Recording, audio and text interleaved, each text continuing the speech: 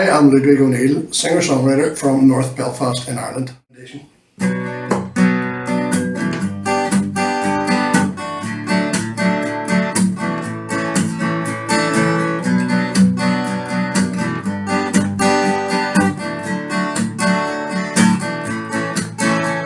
way that you trip me, try to trap me with your mind, as you slight my opinion with your own subjective pride, repeating all they teach you like some science class for 6 million comic books strewn about your floor. Well, I recommend you find a new channel, and I recommend you stack the whole panel, and I recommend some downtime, and I recommend a shift in your paradigm. Settling on guitar was easy because there was a guitar in the house, and it was the only instrument I really had access to all the time, and it was quite easy to get a guitar as well. And when I went to school and it started in secondary school, I started in Rathmore, and I was in the year in Rathmore when they first took in boys as well as girls, and it was a wee bit weird for us, and it was a wee bit weird for the girls and the nuns and everybody else concerned. But I bumped into a guy there in the first year called Vivian Campbell, and we got talking because somebody said, "Oh, Viv plays guitar and you play guitar, you should be chatting to each other." And we were chatting, and we got a wee band together. And the first band for both of us was called Cadillac, funny enough, and we had a guy called John Brennan who played drums, and this is how it was going to be. It was a Spinal Tap affair, because when John Brennan joined the band, he got about one rehearsal with us, and he was in the gym a couple of days later and fell off the parallel beams and broke both his arms. You know, so that was a Spinal Tap moment for us as Cadillac, and it was kind of destined to failure after that. But, well, when I say that, but Vivian Campbell went on to greater things, and if you Google him, you'll see what I mean. But yeah, that's why it happened. Guitar was always accessible, and you know, it was the easiest thing to have all about you to play. You know, so.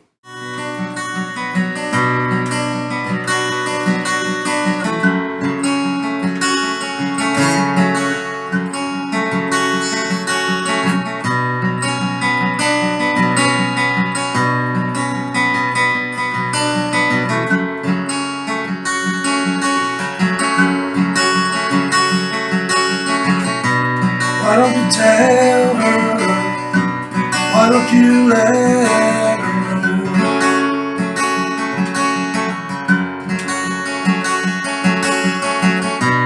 Why don't you say something now? Time to let your feelings show.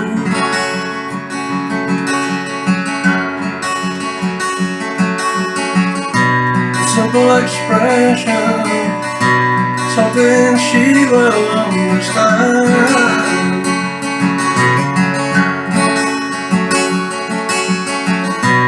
Tell her she's beautiful, the finest girl in all the land.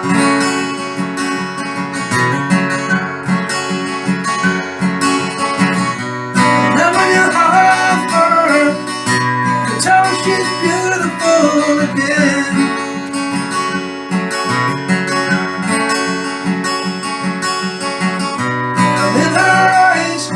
See your destiny within.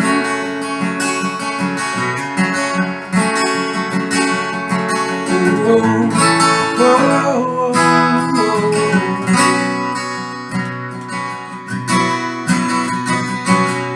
Better let go.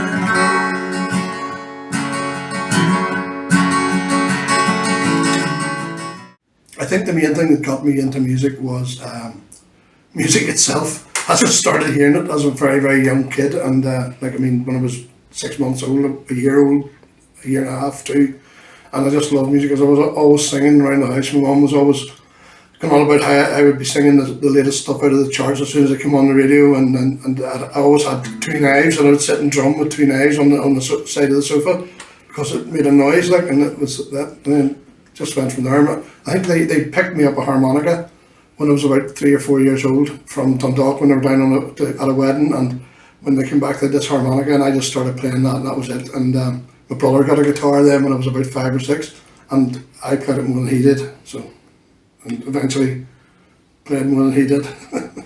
Just the way it worked out, you know.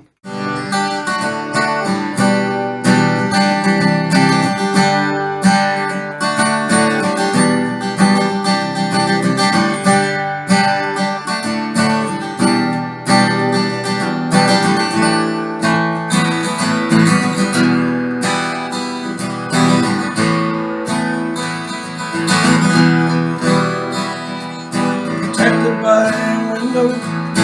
watched the raging foam. My last night in this wonderland, and I don't wanna go home. Back to the stench of hate in the middle of North Belfast. Oh, I need to put that awful place firmly in my past. And I realise the driving force behind the freedom call. I fight to keep this place my own. I feel I'd give my all. The only place that I belong, I have it in my heart. And it's like I've lived here all along, through the open window. I'm looking over the Mayo from across Killala. Looking over the Mayo from across Killala. Looking over the Mayo from across Killala. Looking over the Mayo from across Killala.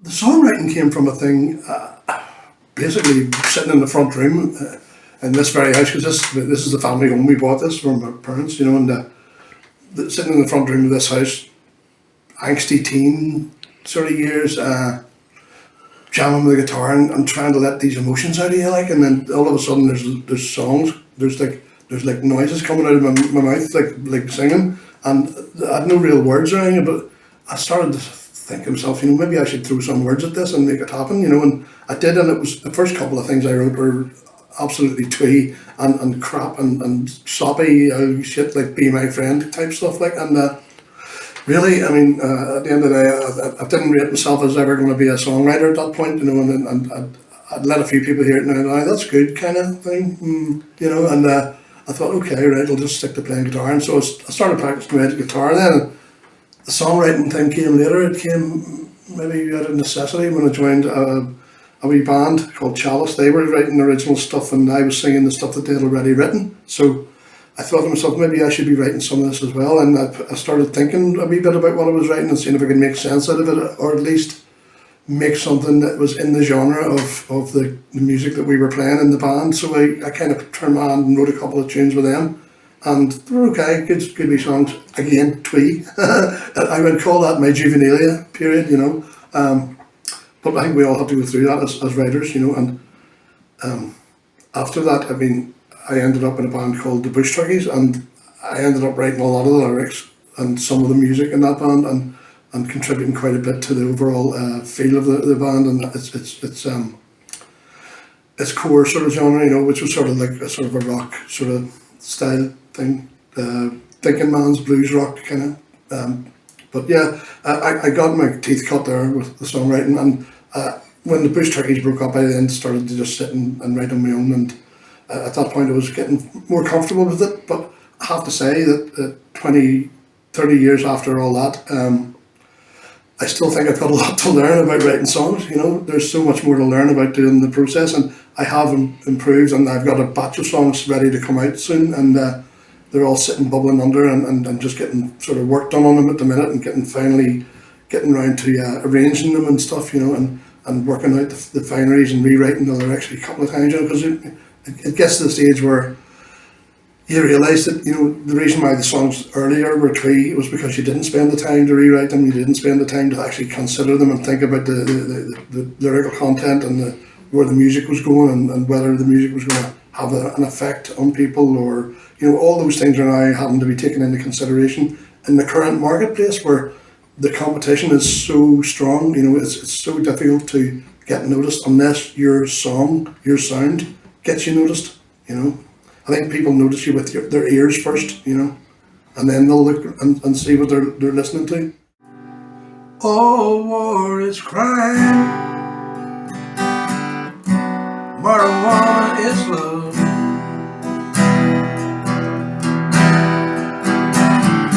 These are the signs that I get from above.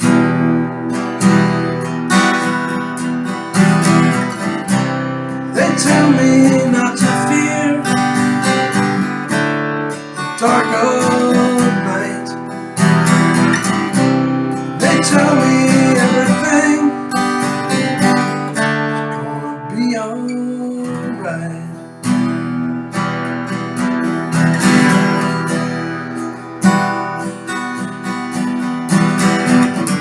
As we walk around this world, and when we try to sleep at night, all the bad things that are happening, oh, they fill me with dread and with fright. And I don't know what we are gonna do as individuals and nations too. We need to bring pressure to bear, find a way to make their cold hearts care, because all war is crime. Marijuana is love. These are the signs coming down from above.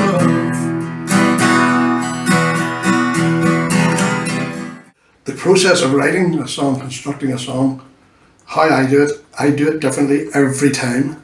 Sometimes I'm sitting, but my key component is this wee baby here, because I record on that.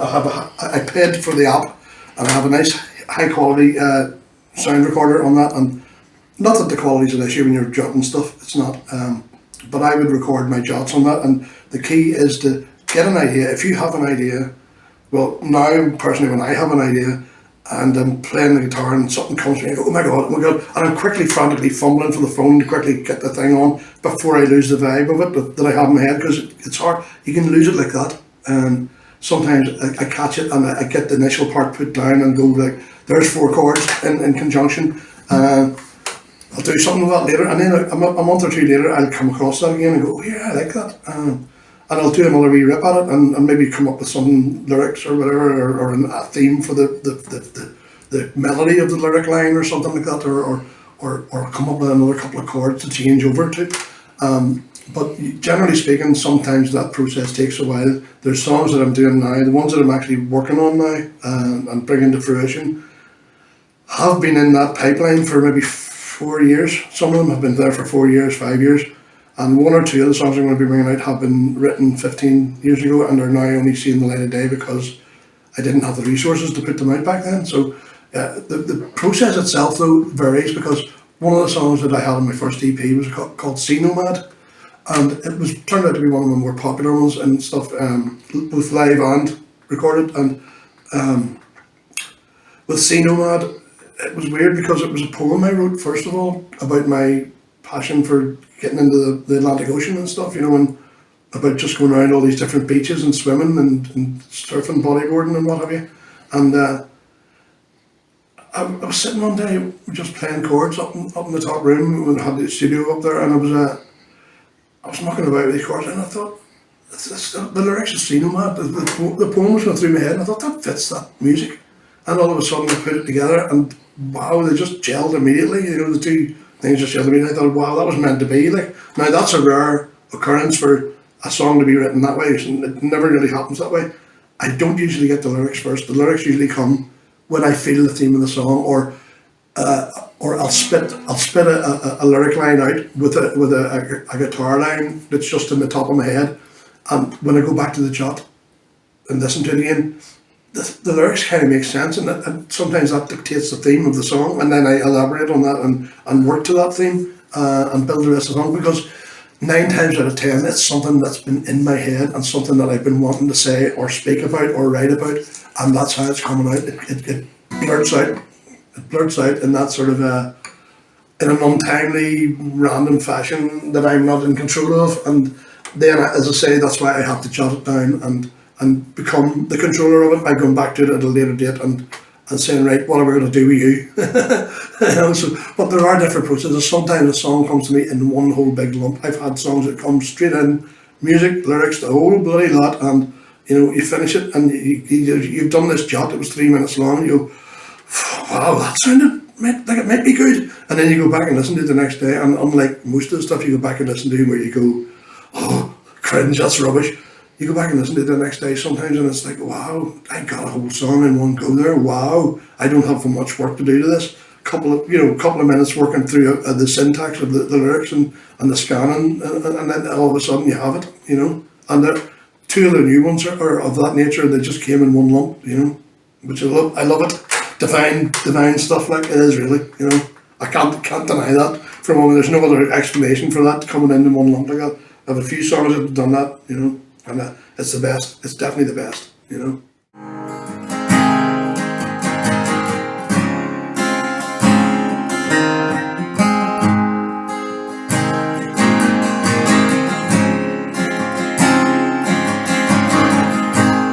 I am a scene of what is true.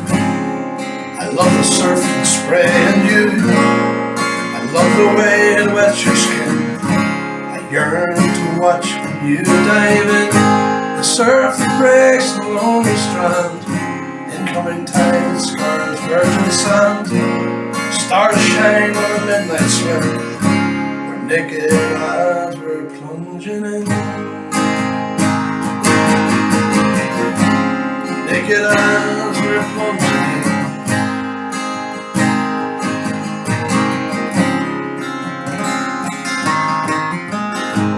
Well, I'm a sea nomad, I know.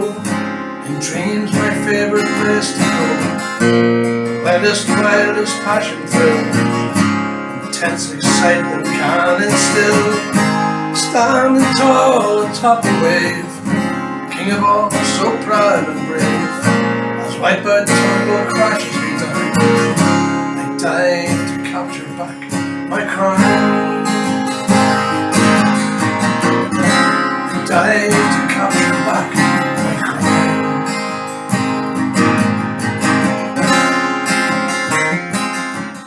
The obvious connection when I made the connection with Sea Nomad, when a poem actually accidentally became a song, I wasn't even trying, I wasn't even looking for that to happen. That seems to be the only instance that's happening, although a few of my poems could probably be converted into songs if they are ones that have a sort of a more strict meter to them and can fit into a verse-chorus scenario or whatever, or verses that sound the same length or whatever. But some of my stuff is just more obtuse, and it's like poetry-wise, it's kind of prose, not rhyming so much all the time, and or rhyming loosely. But I do find a connection between the two in the sense that they're both forms of expression for me to get out what's in my head and in a form of lyrics. And the poetry maybe allows me more of a space to work within a dynamic that isn't constrained by music or by the mathematical constraints of music. Where people are expecting something to go to a certain place, from a certain place, at a certain time, and in a certain way. Whereas with poetry, you can jar things a wee bit. You can throw a line in that doesn't fitting with everything else, and you can play around with stuff, and you can use little devices, poetic devices, which I did study a wee bit of poetry, but not to the degree. I have a poem there that slates all the people who think you have to stick within the rules. It's a really, really bad thing to do to people, to tell them there's only one way to write something, there's only one way to express something, because I believe that everything's valid. It doesn't matter how you express it, it's all valid, it's all poetry, you know, and to sit there and dissect a poem, you know, just because you want to inflict the academia on it isn't a good thing. I think that poetry is an expression. It's like art, you know. You can't turn around and say to somebody, you threw that orange paint on that board wrong. The green paint's fine, but the orange paint's wrong. The splash it made was wrong, you know, because if it was thrown at the board, it's right, you know, whatever shape it took. So that's what I'm trying to say, is that nobody should try and squeeze your poetry into a box or into a shape or into a genre or into any kind of thing, that restriction that they feel it needs, because it doesn't. Poetry doesn't need any restrictions at all. None whatsoever. In fact, if I could write poetry without words, I would do it. This is actually one of my mum's favourite songs.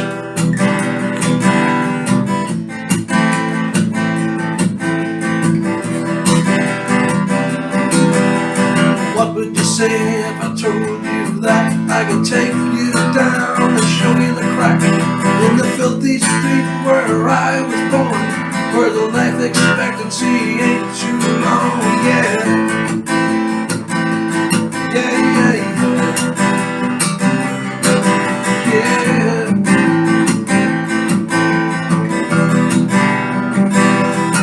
Cause I live in a toxic cul-de-sac. There's no getting out and no turning back, and the air is peppered with disease. The summers burn and the winters freeze. Yeah, yeah, yeah, yeah. Oh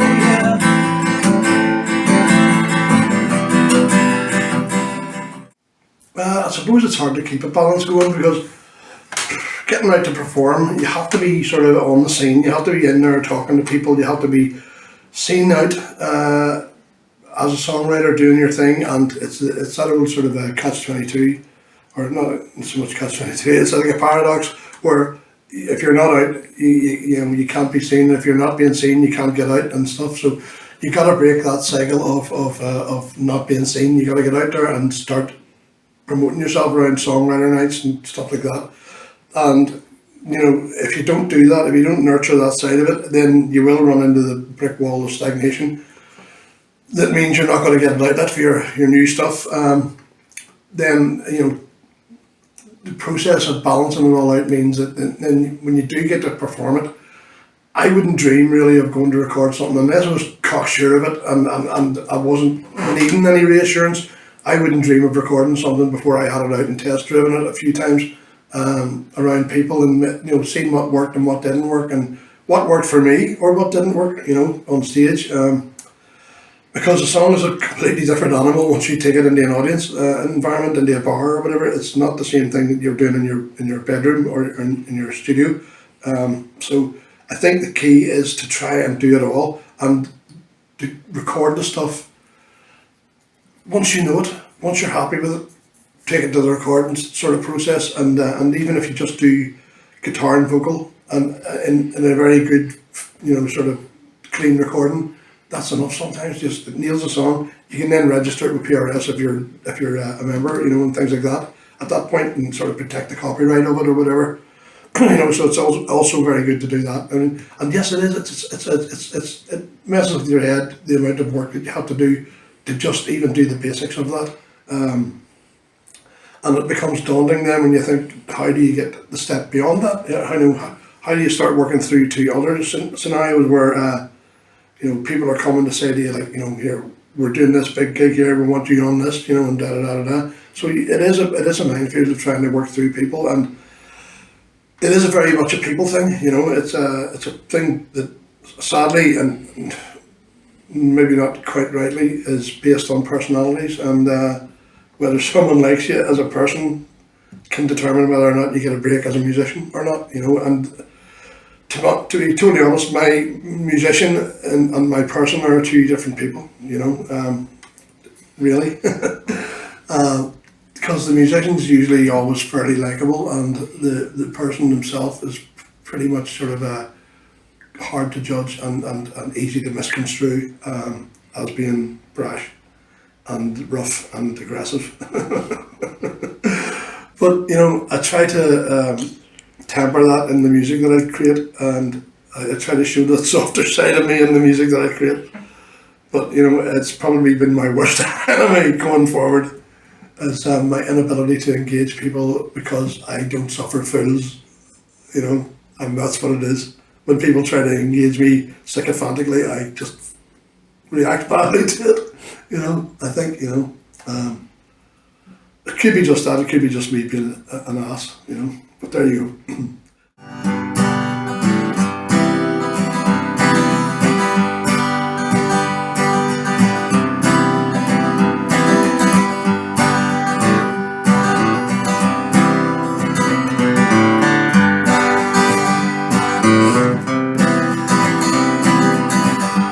Any of you ever recall sunny days in the waterworks